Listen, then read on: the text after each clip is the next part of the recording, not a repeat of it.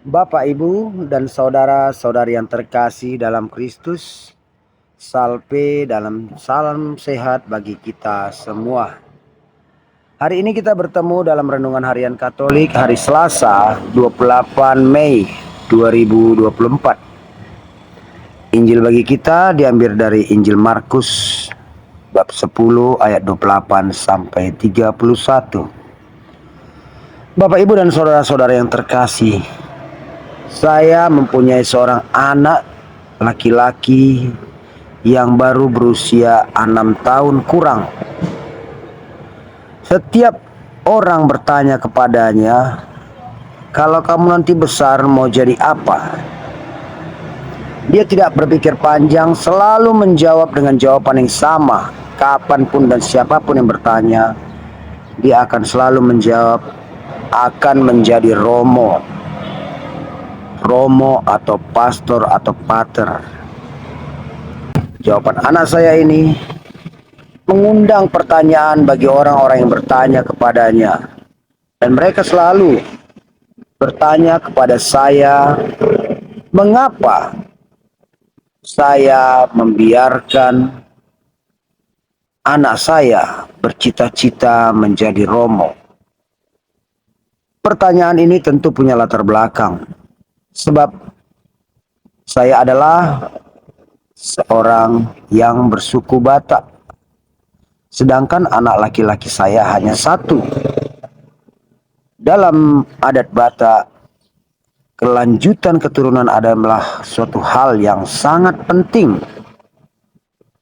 Oleh karena itu, orang-orang yang bertanya kepada anak saya itu akan selalu berpikir, bagaimana jika benar nanti si anak ini menjadi romo atau pastor? Bagaimana kelanjutan silsilah saya? Ini menjadi pertanyaan bagi mereka. Memang benar saya adalah seorang yang bersuku Batak. Dan kelanjutan silsilah adalah menjadi hal yang cukup penting.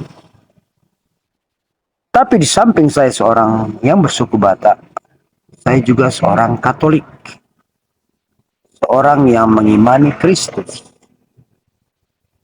Bapak, Ibu, dan saudara-saudara yang terkasih, bila kita melihat Injil Tuhan bagi kita hari ini, di dalam Markus 10 ayat 28 sampai 31, Petrus berkata kepada Yesus, mereka telah mengikuti Yesus. Dan Yesus mengatakan, siapa yang karena mengikuti aku meninggalkan rumahnya, meninggalkan saudara laki-laki atau saudara perempuan, meninggalkan bapak dan ibunya, ia akan mendapat 100 kali lipat. Ini adalah janji Yesus kepada orang yang mau mengikuti Dia. Apalagi mengikuti dengan totalitas. Bagaimana ia tidak lagi memikirkan hal-hal duniawi yang menjadi bagiannya. Ini adalah janji Yesus.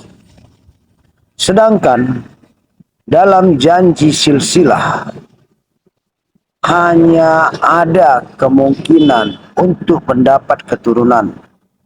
Namun dalam adat tidak pernah dijanjikan pasti akan bahagia, pasti akan bersuka cita, pasti akan punya saudara banyak. Tidak pernah dijanjikan. Tapi Yesus sendiri berjanji, bagi siapa yang rela meninggalkan dunianya dan mengikuti Yesus akan memperoleh 100 kali lipat. Artinya, kebahagiaan itu yang telah dikorbankan demi mengikuti Yesus tidak akan pernah sia-sia, tapi akan beroleh 100 kali lipat.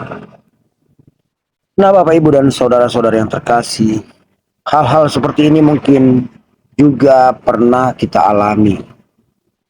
Kita akan dipertanyakan oleh orang, bagaimana kita tidak peduli dengan kehidupan kita, membiarkan anak kita bercita-cita yang bagi dunia adalah cita-cita yang tidak realistis, cita-cita yang tidak masuk akal, cita-cita manusia yang kurang manusiawi karena meninggalkan kemanusiaannya, meninggalkan keinginan dagingnya, meninggalkan dunianya. Tapi kita sebagai orang yang beriman, sebagai orang Katolik, kita juga harus punya pandangan secara Katolik, punya pandangan secara Kristen. Kita punya anak, kita tentu sebagai orang tua mengharapkan, mendambakan kebahagiaan anak kita.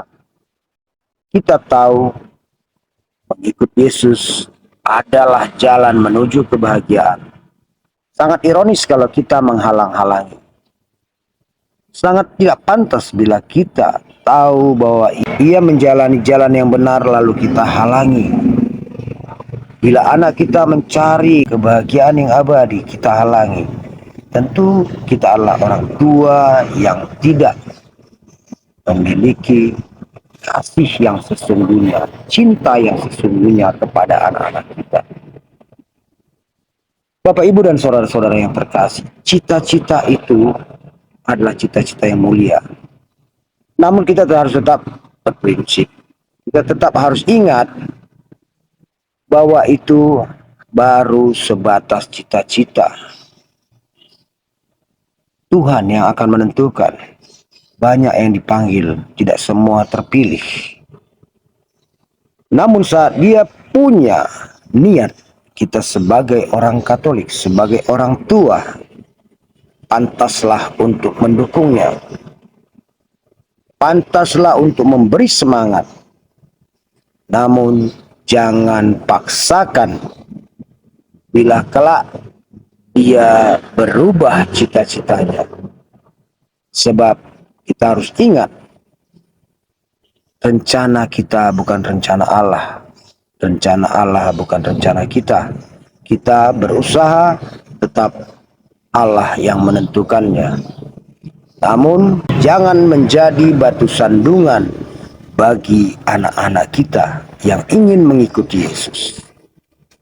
Percayalah, Yesus akan selalu menepati janjinya, akan memberi sukacita bagi orang yang setia dan mengikuti Dia. Amin. Tuhan memberkati.